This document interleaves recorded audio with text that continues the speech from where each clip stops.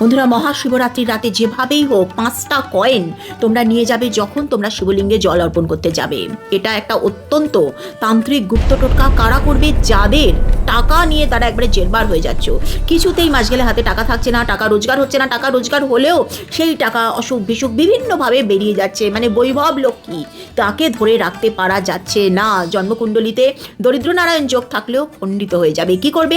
এই 5টা কয়েনের একটা কয়েন নিয়ে গিয়ে তোমরা শিবলিঙ্গে যেখানে গণেশ থাকে সেখানে রেখে দেবে, আরেকটা কয়েন নিয়ে গিয়ে যেখানে কার্তিক থাকে সেখানে রাখবে, আরেকটা কয়েন যেখানে মিডিলে মাঝখানে যে জলাধার থাকে অশোক সুন্দরীর সেখানে গিয়ে একটা কয়েন রাখবে, আরেকটা কয়েন তোমরা নন্দীজির কাছে রাখবে এবং শেষের কয়েনটা মা পার্বতীর ওখানে রাখবে।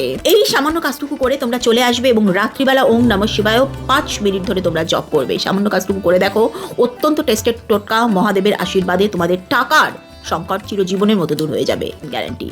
যদি মনে করছো কোনো রেমেডি তুমি করবে অ্যাকুরেট কাজ করার জন্য, কিন্তু তোমাদের জন্ম তারিখটা প্লিজ আমাকে কমেন্ট সেকশন করো। হর হর মহাদেব।